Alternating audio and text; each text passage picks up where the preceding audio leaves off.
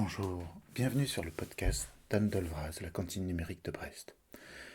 Aujourd'hui, nous recevons Valère Ndior, qui est professeur à l'UBO, spécialiste de droit international public et de droit du numérique. Nous parlons encadrement et modération des plateformes, CGU, mais aussi de la réglementation européenne des activités des entreprises du numérique et encore de souveraineté numérique. Si ces questions sont déjà porteuses d'une complexité technique, elles sont encore compliquées par les différences entre les pays et les continents dans lesquels sont implantées ou exercées ces activités. Différences légales ou encore dans les manières de répondre aux enjeux fondamentaux soulevés, par exemple entre la liberté d'expression et le freedom of speech. Bonjour Valère Ndior. Bonjour. Vous êtes professeur agrégé de droit public, enseignant-chercheur à l'Université de Bretagne occidentale, et votre domaine, c'est le droit international public, et votre thématique, c'est le droit du numérique. C'est pourquoi on vous invite aujourd'hui. Ça résume bien votre position, vos intérêts. Oui, c'est exactement ça. De formation, je suis spécialiste en droit international public. Et puis, à l'issue de ma thèse, je me suis intéressé à un certain nombre de problématiques numériques liées au numérique, au droit du numérique, plus particulièrement les réseaux sociaux. Et je vois que vous avez aussi un blog, que vous tenez un blog, le droit international expliqué à Raoul, que vous tenez depuis, enfin, j'ai bien compris, c'est une œuvre collective que vous animez et depuis bientôt 10 ans, ou peut-être même plus de 10 ans. C'est ça, je l'avais créé en 2011 lorsque j'étais encore en thèse. Donc, à l'époque, le blog était anonyme, j'avais un pseudonyme, Hervé Valoche. Et au fil du temps, quelques amis ont contribué ponctuellement. Et voilà, donc maintenant je suis absolument plus anonyme. Le blog est beaucoup moins alimenté qu'avant, faute de temps, mais voilà, il y a des projets qui émanent de ce blog, notamment un ouvrage, Dictionnaire de l'actualité internationale, qui vient de paraître là, il y a quelques semaines. Très bien, et du coup, l'idée, c'est de rendre le droit international compréhensible pour Raoul. Et c'est qui Raoul? Alors oui, Raoul, c'est le personnage fictif que j'ai inventé pour incarner un peu le non spécialiste du droit international. C'est un enfant dont l'âge varie en fonction des articles du blog. Parfois il a 7 ans, parfois il a 11 ans, parfois il a 18 ans. Et c'est le fils d'un professeur de droit international tout aussi fictif qui s'appelle Hervé Valoche. Et donc, au gré de mes aventures familiales, j'essaye, ou du moins j'ai essayé d'expliquer certaines notions assez complexes du droit international, le fonctionnement des Nations Unies, la notion de traité international. Et donc, voilà, avec des petits billets humoristiques, du moins je l'espère, qui font généralement entre 2 et 4 pages. Très bien. Et du coup, bah, on va partir sur un peu, ce droit international, et le 1er point que j'aurais voulu aborder, c'est celui de l'encadrement des plateformes, qui est un sujet assez vaste en fait, hein, avec une actualité récente puisque en particulier à la fin de l'année dernière, au niveau communautaire, hein, on a essayé un peu de faire avec le Digital Service Act et le Digital Market Act, hein, de promouvoir finalement des règles communes visant à encadrer un peu ces pratiques, en particulier au niveau des GAFAM. Est-ce que c'est en bonne voie? Est-ce qu'on va réussir à se mettre d'accord là-dessus? Bah, du point de vue de l'Union européenne, oui, j'ai envie de dire que c'est en bonne voie. Alors, vous avez mentionné ces 2 projets de règlement, DSA et DMA, Digital Services Act, Digital Markets Act, qui sont des projets de règlement dont on espère, normalement, ils devront être adoptés, formellement en 2022, qui définissent un certain nombre de règles communes destinées à responsabiliser les plateformes et notamment ce qu'on appelle les très grandes plateformes, à savoir ces plateformes numériques qui, selon le texte, comptent un peu plus de 45 millions d'utilisateurs actifs. Et l'idée, c'est finalement de compenser les lacunes ou peut-être l'obsolescence de textes européens qui ont pu être adoptés à la fin des années 90, début des années 2000, compte tenu du développement de ce qu'on appelle alors, les GAFAM, mais finalement il n'y a pas que les GAFAM, mais il y a aussi Mmh. ce qu'on appelle les BATIX, hein, côté chinois, Baidu, Alibaba et autres. Donc, définir des obligations en termes de transparence, notamment sur les processus algorithmiques qui sont utilisés, des obligations d'audit, des obligations de mise en place de processus de supervision. Donc véritablement faire en sorte de limiter l'impunité ou en tout cas le défaut de responsabilité, on parle même de parfois d'accountability en anglais, Mmh. de ces plateformes qui opèrent sur le territoire de l'Union européenne. Oui, on veut les rendre, donc ça, c'est principalement le DSA, si j'ai bien compris, hein. Vous me détrompez si je vais dans une mauvaise voie, mais c'est le DSA qui veut rendre ces entreprises responsables des contenus qu'elles véhiculent. C'est ça, et particulièrement des contenus qui pourraient être considérés comme illicites, dangereux, qui pourraient être vecteurs de désinformation, de fausses nouvelles, fake news. Donc concrètement, il s'agit de créer des obligations qui n'existent pas nécessairement de façon aussi claire, dans le droit américain, par exemple. C'est vrai que la discussion qui est souvent menée, hein, lorsqu'on parle d'encadrement des plateformes, c'est l'encadrement version États-Unis contre encadrement version Union européenne. Heu, dans l'Union européenne, on a quand même ce que les Anglais appellent un ensemble omnibus, c'est-à-dire on a un certain nombre d'instruments, de règles, des directives, règlements généraux sur la protection des données, entre autres exemples, qui, de plus en plus appréhendent l'activité des plateformes numériques, des opérateurs numériques, sous toutes leurs facettes, que ce soit du point de vue de du recours à l'intelligence artificielle, du traitement de données, et de la circulation d'informations ou de données qui peuvent être dangereuses. Et c'est vrai que du point de vue des États-Unis, Heu, il y a ce texte, dont on parle beaucoup depuis quelques mois qui s'appelle, la section 230 du Communications Decency Act, un texte qui a été adopté en 1996 justement pour, favoriser l'essor d'internet à l'époque où internet n'était pas aussi développé qu'aujourd'hui et qui, concrètement revient à, offrir une immunité aux plateformes numériques pour les contenus qui peuvent être mis en ligne. Et ce sont voilà, et c'est vraiment tout l'enjeu des débats auxquels on assiste depuis quelques mois, c'est le débat qui est vraiment relatif aux moyens juridiques qui peuvent être mobilisés pour responsabiliser les plateformes pour les activités qui sont initiées par leurs utilisateurs. Parce que c'est aussi ça l'idée, hein, c'est de Mmh pas mh. nécessairement de responsabiliser les plateformes uniquement pour leurs choix commerciaux, mais aussi pour des contenus qui vont être mis en ligne par des utilisateurs et qui peuvent nuire à l'ordre public, à la société ou tout simplement à un individu donné. Donc voilà, c'est vraiment l'enjeu du débat. Si je peux peut-être préciser quelque chose, Bien d'un sûr. point de vue juridique, euh, il y a aussi une discussion qu'on a beaucoup menée, ces dernières années entre juristes et personnes qui s'intéressent à toutes ces problématiques. C'est, l'opposition, en tout cas la conciliation entre les des règles de droit commun que le législateur pourrait imposer aux plateformes et puis ces règles qu'elles définissent elles-mêmes et qu'on appelle généralement les conditions générales d'utilisation qui, ne Ces vont pas fameux toujours placards que dans personne ne lit et qu'on ces signe. fameux placards que personne ne lit, mais que tout le monde signe en cliquant à la fin sur «oui», parce que l'idée, c'est quand même Voilà. de créer rapidement un compte de réseau social et ce sont des conditions générales d'utilisation qui, souvent, sont incompréhensibles pour le commun des mortels et qui ne sont pas nécessairement, compatibles dans tous leurs aspects avec, le droit commun, que ce soit en France, à l'échelle de l'Union européenne ou dans d'autres pays. Mmh mh. Et les promoteurs de ces actes, de ces règlements européens, parlent, évidemment défendent leur bébé en disant: C'est des outils nouveaux». Est-ce que, c'est vraiment des outils nouveaux? Est-ce qu'on a besoin d'outils nouveaux? Est-ce qu'on ne pourrait pas juste étendre des outils existants?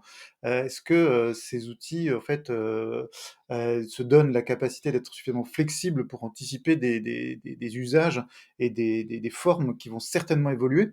Est-ce qu'on qu'est-ce que ça donne? Quelle est leur nature en fait de ces est-ce que c'est de l'agrégation d'existants ou est-ce que c'est vraiment, la promotion de concepts, innovants? Alors, c'est vrai que c'est une question qui est pas évidente, mais qui me semble tout à fait pertinente. Heu finalement, la question qui se pose, c'est est-ce qu'on a simplement adapté aux entreprises du numérique, des règles qui ont pu être adoptées dans d'autres secteurs de la vie économique? Par exemple, dans le secteur financier, on a depuis de longue date des entreprises qui ont une activité qui est considérée comme, internationale ou transnationale et donc dans lequel on retrouve cette dimension un peu, alors immatériel ou en tout cas déterritorialisé. Donc et en ce sens, j'ai envie de dire que les législateurs européens, si vous me permettez l'expression, a peut-être essayé de transposer certains raisonnements qui étaient appliqués dans d'autres secteurs économiques au secteur du numérique. J'ai l'impression aussi que, avec ce texte, l'idée c'est, véritablement de d'harmoniser, l'action enfin, d'harmoniser, de créer véritablement un cadre qui s'applique à l'ensemble de l'Union européenne, plutôt que de se retrouver face à ce qu'on appelle un marché fragmenté. D'ailleurs, ça c'est une grande préoccupation de l'Union européenne, hein, depuis notamment le développement de son marché unique numérique, dans les années 2010-2015. Éviter, de se retrouver avec un marché totalement fragmenté, aussi bien du point de vue de l'économie numérique que du point de vue de la législation. Donc j'ai envie de dire qu'on est simplement en train de consolider l'existant, on est en train peut-être de combler les failles, et de développer des règles qui existent en fait dans d'autres secteurs, ou même à l'échelle internationale sous d'autres formes. Tout ce qui relève de l'audit. Lorsqu'on demande aux plateformes de mettre en place un audit de leurs procédures, leurs processus, de leurs méthodes de travail, on retrouve tout simplement des règles qui sont appliquées dans d'autres secteurs, qu'on trouve dans pas mal d'entreprises, qu'on trouve même dans les organisations internationales. Même les organisations internationales Mmh. s'auditent, les ministères le font. Donc c'est simplement qu'on est en train d'adapter un certain nombre de règles à des acteurs dont on estime qu'ils sont pour l'instant appréhendés par des règles qui sont peut-être considérées comme obsolètes. Donc Mmh. on se donne les moyens, et j'ai envie de dire que l'année à venir va être, décisive pour, voir un peu de quelle manière ces textes vont pouvoir, s'appliquer concrètement. Il y a tout un autre pan, qui défend, une souveraineté numérique, hein, et qui, du coup, ici, dit que les choses doivent être réglées avant tout, au niveau national, hein. Alors, si on prend vraiment l'aspect législatif, hein, est-ce que il y a ça a un intérêt? Est-ce que ça a une efficacité de définir des règles nationales, vis-à-vis de problèmes d'entités, qui sont tout sauf nationales, en fait?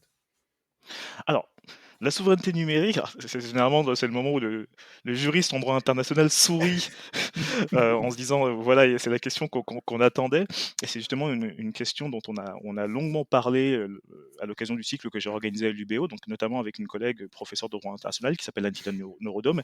Elle a utilisé une expression que je trouve tout à fait pertinente. Elle a indiqué que lorsqu'on parle de souveraineté, il y a un présupposé étatique.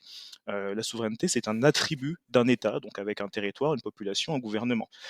Et le problème, c'est que la souveraineté numérique est une notion un peu fourre-tout, qu'on pourrait remplacer, comme on discutait avec Antida, par les notions d'autodétermination, de puissance numérique, d'autonomie. Et si je devais résumer ma conviction, et je pense qu'on est beaucoup d'internationalistes à la partager, c'est que la souveraineté numérique, c'est avant tout, soit un programme politique, soit une ambition stratégique, mais certainement pas une notion juridique, qu'on puisse envisager d'un point de vue substantiel. Alors si je peux vous donner peut-être deux trois exemples de cette ambition stratégique ou de ce programme politique. On a une mission parlementaire, hein, qui s'appelle, la mission souveraineté numérique, nationale et européenne, hein, dont le rapporteur est le député, Philippe Latombe. On comprend qu'en réalité, l'un des objectifs de ce programme, c'est de réduire la dépendance technologique, de la France à l'égard d'un certain nombre d'entreprises étrangères, de favoriser, finalement un essor de la French Tech. Heu, L'Union européenne ayant tendance à se trouver prise en étau entre, voilà la puissance numérique, nord-américaine et la puissance numérique chinoise. Heu, on peut aussi envisager la souveraineté numérique comme un moyen de se défendre contre une dépendance contre certaines entreprises numériques telles que Microsoft. Alors je prends l'exemple du Health Data Hub. Peut-être qu'avez-vous vu passer cette lettre ouverte, qui a été adressée, au président Emmanuel Macron en mars 2021, une lettre ouverte qui invoquait justement la souveraineté numérique. Elle a été signée par des députés, par des professionnels, Oui, et oui, elle disant que fustigeait justement, oui, que toutes les données de voilà. santé étaient déposées sur des serveurs Microsoft. C'est ça, et elle fustigeait l'idée que les données de santé des citoyens français puissent être, hébergées dans le cloud de Microsoft, qui est une Mmh. entreprise américaine, et le terme, l'expression souveraineté numérique était utilisée. Donc c'est vrai qu'en ce sens, heu, lorsqu'on parle de souveraineté numérique dans cette perspective-là, ça me semble vraiment être un programme politique. Alors, cela étant, lorsqu'on envisage la souveraineté numérique du point de vue d'autres pays, heu, elle prend tout de suite un peu plus de substance. Peut-être deux trois exemples très brièvement. Heu, la Russie et la Chine sont connus pour avoir développé depuis les années en gros 2015-2016, des lois de cybersécurité qui obligent, les entreprises qui traitent les données de leurs ressortissants à localiser ces données dans des serveurs qui sont situés sur le territoire. Donc l'idée, en gros, c'est d'assurer, la sécurité des données de citoyens.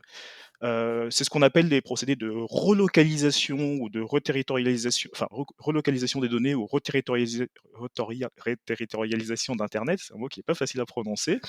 Donc ça, c'est les 2 premiers exemples et puis un exemple plus récent, qui est un peu l'aboutissement d'un processus de presque 10 ans, c'est, ce qu'on appelle en Iran le réseau national de l'information.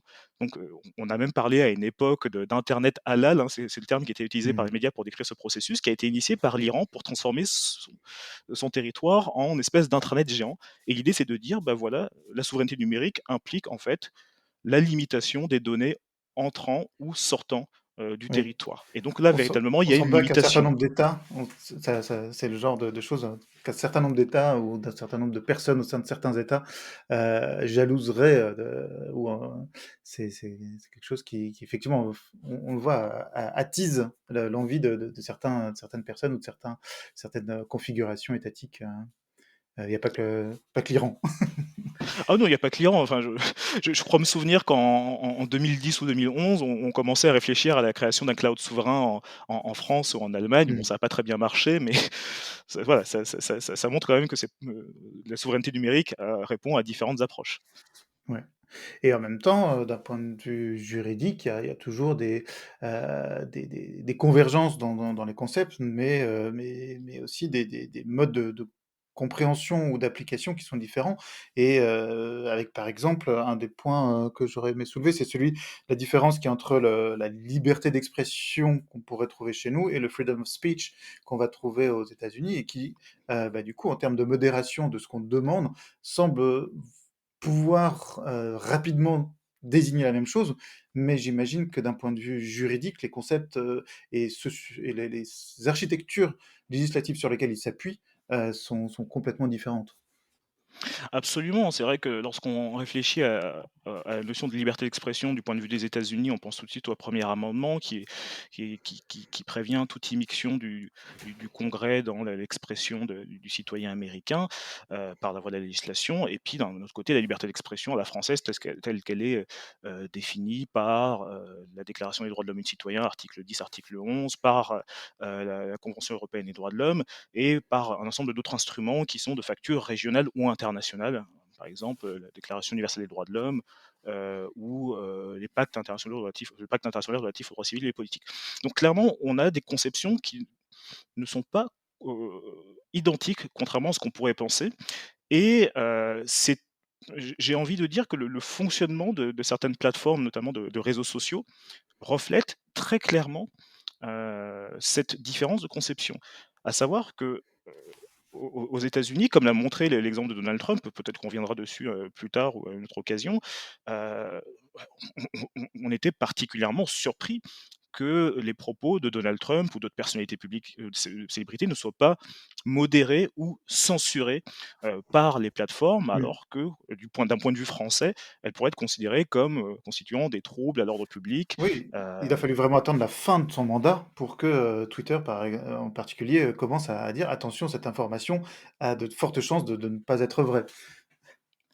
Oui, c'est ça et en attendant la fin de son mandat, Twitter et Facebook se sont contentés d'intégrer des labels disant: «Attention, peut-être que ces informations ne sont pas vérifiées, qu'elles ne sont pas avérées», mais il n'était pas question de censurer, aussi facilement les propos de Donald Trump ou même d'autres personnalités politiques, hein, de tous bords.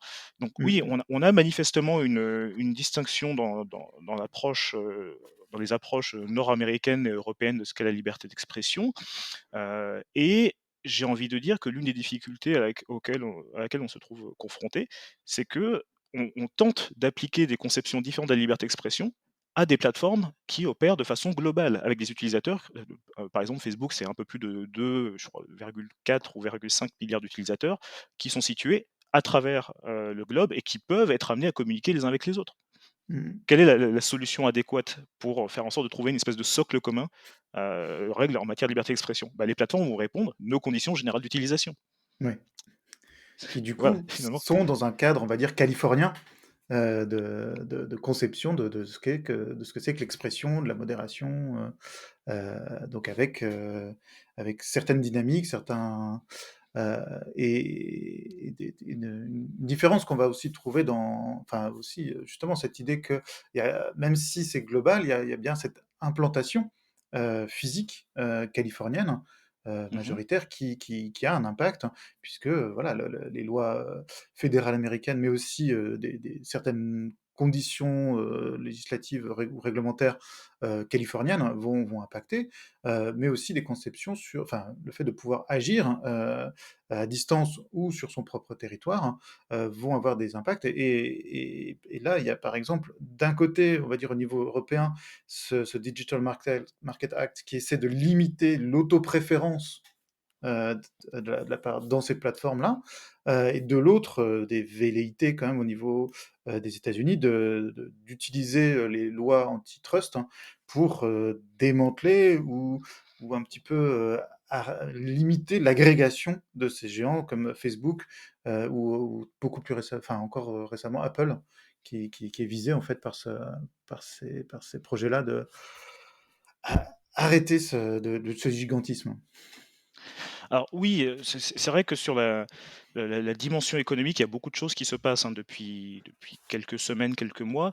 Heu, pour parler justement de concurrence, en décembre 2020, par exemple, la FTC, Federal Trade Commission aux États-Unis, donc l'autorité de la concurrence américaine, ainsi que, les procureurs représentant pas moins de 48 territoires, ou États, des États-Unis, ont annoncé, porter plainte contre, la société Facebook, heu, qui, en l'occurrence, est accusée d'abuser de sa position dominante. Il faut rappeler que Facebook, c'est, un écosystème qui intègre à la fois, donc Facebook en tant que tel, Instagram et WhatsApp. Donc Mmh mh. Instagram a été racheté en 2012 pour 1 milliard de dollars, WhatsApp, en 2014 pour 22 milliards de dollars. D'ailleurs, pour la petite anecdote, lorsque Yahoo en 2006 ou 2007 a voulu racheter Facebook à Mark Zuckerberg, il lui avait proposé 1 milliard de dollars et il a eu le nez creux, il a dit non.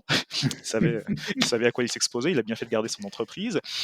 Et le problème, c'est que on se trouve face à des situations monopolistiques. Joël Toledano, dans son ouvrage extrêmement stimulant, Un GAFAM reprendre le pouvoir, c'est une économiste, nous explique que ces entreprises du numérique, les GAFAM de manière générale, créent ce qu'elle appelle des zones mortifères. C'est-à-dire qu'en gros, elles vont tuer d'une certaine manière la concurrence, racheter toutes les entités qui représentent pour elle une menace et ainsi dissuader toute nouvelle entreprise émergente de se livrer à la même activité. Et donc, concrètement, selon les autorités américaines, notamment la FTC, je crois que la formule qui a été utilisée, je l'avais notée justement pour l'avoir sous les yeux, c'est en utilisant les vastes ressources à sa disposition en termes de données et d'argent, Facebook a écraser ou entraver ce que l'entreprise considérait comme des menaces potentielles. Et c'est vrai que c'est quelque chose qui est assez préoccupant parce que ce soit Facebook, que ce soit justement l'écosystème Google, Alphabet ou autre, on constate une stratégie de rachat, d'acquisition de toutes les entreprises émergentes qui représentent un intérêt, pour les intégrer en fait à la famille Facebook, à la famille Mmh mh. Google, à la famille ceci, cela. Oui. Et peut-être que le droit de la concurrence. Soit pour les utiliser, soit pour, les faire taire, pour, soit pour faire en sorte que les autres ne les aient pas, avec vraiment des stratégies, multiples, mais un appétit dévorant, un appétit d'ogre, hein. Oui, je pense que c'est ça et puis, alors, pour les faire taire, je sais pas, en tout cas, ce qui est sûr, c'est qu'il y a une stratégie d'intégration parce que, en façade, on se dit que ces plateformes sont autonomes, hein. On va installer, l'application Facebook, mais tout le monde ne va pas nécessairement avoir Instagram ou WhatsApp. On va se dire: «Ah bah, moi, j'ai plutôt envie d'aller sur Signal ou sur Telegram». Mmh mh. Il demeure que, moi, je fais partie de ces personnes qui ont envisagé il y a quelques semaines de quitter WhatsApp parce que justement était envisagée la fusion de l'ensemble des canaux de communication associés à Facebook. Oui Et l'idée, c'est qu'en et fait, un changement de CGU. et un changement des CGU, notamment concernant le partage des données qui sont transmises dans les discussions WhatsApp. Et donc voilà, on perçoit quand même sur plusieurs années une stratégie d'assimilation de toutes les entreprises qui ont des idées innovantes. Voilà, Oculus aussi, hein, fait partie des acquisitions de Facebook. Et voilà, c'est vrai que finalement, comme l'explique Joël Toledano dans son ouvrage et puis dans les échanges qu'on a pu mener, le droit de la concurrence est peut-être un outil qui va pouvoir permettre de limiter cette emprise, ou cet appétit, Mmh. insatiable des plateformes. Alors le souci, comme elle l'affirme elle-même, et effectivement c'est quelque chose dont j'avais pas nécessairement conscience n'étant pas économiste, c'est que ce sont des procédures qui sont longues. Heu, Là, la procédure qui est initiée par la FTC et par, un certain nombre de procureurs américains, heu, ne devrait pas pouvoir véritablement débuter avant 2023, selon les autorités elles-mêmes. Donc ça veut dire qu'on demander à Facebook ou à d'autres entités de se séparer, de leurs composantes, c'est leur demander concrètement dans quelques années peut-être Mmh. de se soumettre, et j'ai envie de dire même comment? Techniquement, financièrement, comment est-ce qu'on sépare toutes ces entités les unes des autres? Ça, je serais bien incapable de d'y Oui, répondre. c'est vraiment de la cuisine, réglementaire et juridique de ces lois antitrust, américaines qui ont des conditions en fait bien précises en fait mais est-ce que, vu les structures internationales et cetera, est-ce que ce serait valide, par exemple, qu'aux États-Unis et qu'ils arriveraient à contourner, ces mesures, en déplaçant avec des sociétés, avec des sociétés implantées un peu partout, peut-être qu'il y aurait ils arriveraient à trouver des artifices juridiques pour. Bah, c'est quelque chose qui me semble certain, c'est que, heu, cette initiative antitrust en droit de la concurrence doit venir des États-Unis. Ce pour une raison simple, c'est qu'on parle d'entreprises qui sont établies aux États-Unis, et donc les Mmh autorités américaines sont les mieux placées d'un point de vue juridique, ou sont peut-être les seules en mesure d'intervenir pour contrer ces phénomènes de trust, et j'ai l'impression que, la nouvelle administration, Biden aux États-Unis, a pris conscience, ou en tout cas a décidé de prendre ce dossier à bras-le-corps. Il suffit de regarder les nominations, par, Joe Biden de nouveaux membres, par exemple à la FTC, l'autorité de la concurrence, pour se rendre compte. Heu, à la FTC a été nommée, Lina Khan, qui est une universitaire, juriste, il me semble qu'elle est professeure à Columbia, et qui est, très clairement, une militante, enfin militante, c'est peut-être pas le terme adéquat, mais en tout cas qui est une spécialiste de ces phénomènes de trust, qui s'est intéressée au cas de la société Amazon, et le fait que cette personne soit nommée pour devenir membre de l'autorité de la concurrence, envoie un message très clair, aux plateformes aux États-Unis, c'est: voilà, vous avez peut-être bénéficié d'une certaine forme de bienveillance, ou peut-être de négligence, ça dépend de la perspective, de la part des mh. administrations précédentes, donc les administrations Obama De et complaisance et peut-être? Trump, de complaisance. Je sais pas si Donald Trump, faisait preuve de complaisance. Lui, il aurait bien voulu démanteler certaines de ces entreprises, mais ce qui est sûr, c'est que là, il y a un message qui est envoyé. Heu, Joe Biden n'a pas rien caché de ses réserves à l'égard des plateformes, et donc je suis assez curieux de voir ce que ça va donner dans les prochains mois. Mmh. Ouais. Du coup, la balle est dans leur camp et est-ce que, pour, rebondir un petit peu sur justement ce fait de pouvoir, ou non agir à distance, hein, très bientôt, en principe, on devrait avoir des élections en France. Et Par en principe. France, voilà, on va voir lesquelles, on va voir il y aura peut-être des surprises, des originalités, on vit une période très intéressante sur ce point-là. On assiste depuis vraiment la montée de ces médias sociaux au phénomène, parfois, heu désigné sous le terme de Radio Londres ou et cetera, dans lequel, Mmh. pendant cette semaine de carence médiatique obligatoire en France, disons voilà, une semaine avant les élections, tout le monde se calme et on réfléchit et on n'a plus droit de prendre, parole ou en tout cas les prises de parole politiques sont très limitées, et on n'annonce pas les résultats, n'importe comment et cetera.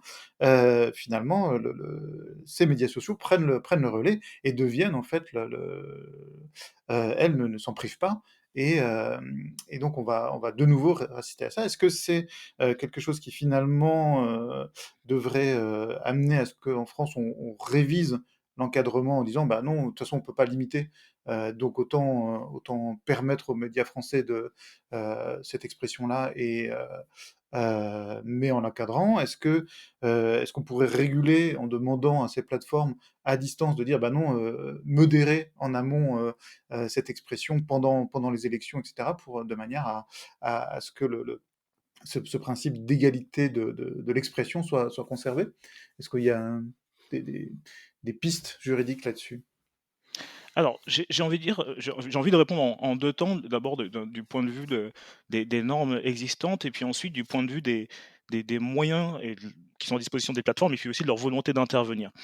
Du point de vue du corpus juridique, hein, on dispose quand même effectivement du code électoral. J'ai pas les articles précis en tête, mais on a aussi une loi qui est une loi du 22 décembre 2018 qui est relative à la lutte contre la manipulation de l'information et qui vise particulièrement ce phénomène sur les plateformes de réseaux sociaux.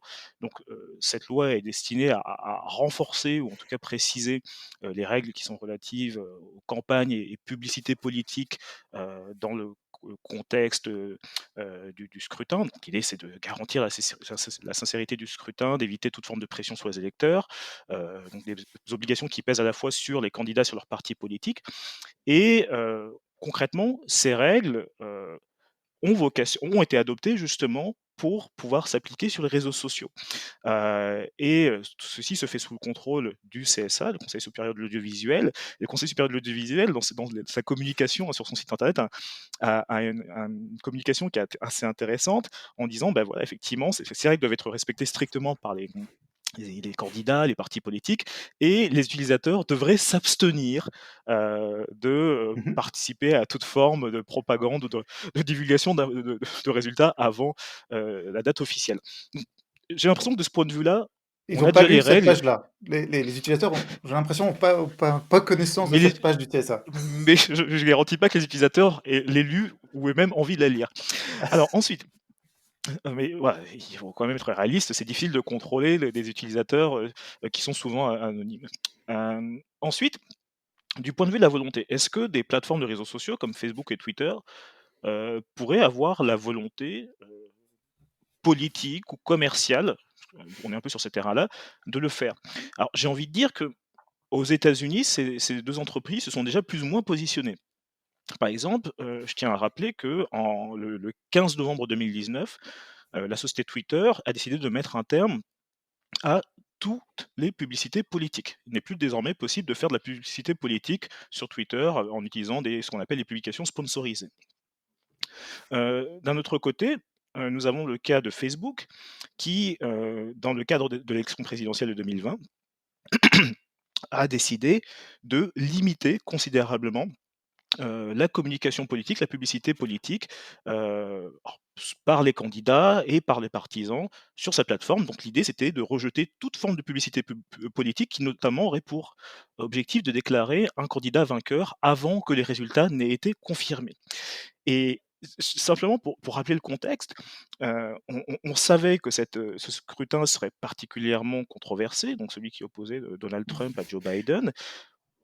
Au point que, comme, comme on le sait, on a assisté, avec effroi à l'assaut du Capitole qui s'est déroulé le 6 janvier, durant justement la Mmh. certification de l'élection de Joe Biden et en Oui, tout le monde se fait, demandait jusqu'à quel point ça pouvait glisser et où est-ce que ça voilà s'arrête. et je me souviens ne pas avoir, réussi à dormir de la nuit, être accroché à mon téléphone, quasiment, à moitié endormi, me réveillant pour savoir si les voilà, les actions étaient parties et Facebook a limité toute forme de publicité politique jusqu'en mars, 2021, c'est assez récent, partant du principe que même après l'élection, il risquait d'y avoir des contestations des résultats, de la légitimité du scrutin, donc la légitimité du nouveau président. Donc j'ai l'impression quand même que ce soit Jack Dorsey pour Twitter, ou Mark Zuckerberg pour Facebook, heu, ces entreprises sont en mesure, ou en tout cas la capacité technique, avec une efficacité, variable, Mmh mh. de limiter soit la publicité politique, soit la propagande politique ou tout simplement des manœuvres de désinformation qui sont destinées à inciter des électeurs à ne pas aller voter. On a assisté à ces choses-là, hein, sur Twitter et Facebook ces derniers mois, pour inciter les électeurs démocrates, par exemple, à ne pas aller voter, en fournissant des fausses informations. Et manifestement, les plateformes, lorsqu'elles sont mises au pied du mur, sont disposées à le faire. La question qui se pose en France, c'est de quelle manière peuvent-elles opérer, notamment d'un point de vue technique? Est-ce qu'il s'agit de bloquer un certain nombre de mots-clés? Est-ce qu'il s'agit d'avoir des modérateurs qui vont vérifier tous les hashtags Radio Londres? Donc voilà, ça c'est véritablement la question. Il est plus difficile de contrôler ce type de communication sur les réseaux sociaux que, à la télévision ou à la radio, parce que Oui, la télévision et la radio sont des médias centralisés, alors que les réseaux sociaux sont oui, alimentés par les utilisateurs. tout à fait. Merci beaucoup Valère Dior.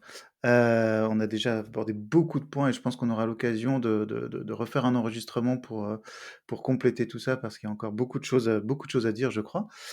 Si des personnes qui nous écoutent souhaitent, vous contacter ou suivre votre actualité, vous êtes présent vous-même sur Twitter, je crois. Comment on accède en fait à ces points-là? Comment Alors effectivement, je rôde sur Twitter de façon, assez régulière, donc voilà, sous mon vrai nom légèrement tronqué, pour induire en erreur les moteurs de recherche, mais voilà, on m'identifie facilement et il est aussi possible de me contacter via ma page de profil institutionnel à l'université de Bretagne occidentale. Donc en cherchant mon nom, on tombe sur mon profil, universitaire et il est possible d'accéder à mon adresse email pour me contacter, n'hésitez pas. Très bien, merci beaucoup. Merci. Voilà. Nous espérons que cet épisode vous aura plu. Nous aurons l'occasion de réinviter Valère Dior pour exposer d'autres aspects de son activité qu'on n'a pas eu l'occasion de développer ici, ou pour évoquer des points particuliers qu'on a avancés dans le podcast sans avoir encore les éléments pour pouvoir les approfondir. Vous pouvez nous envoyer vos commentaires, vos suggestions, soit par email sur coucou@lacantine-brest.net, soit via Twitter sur le compte Anne Dolvraz.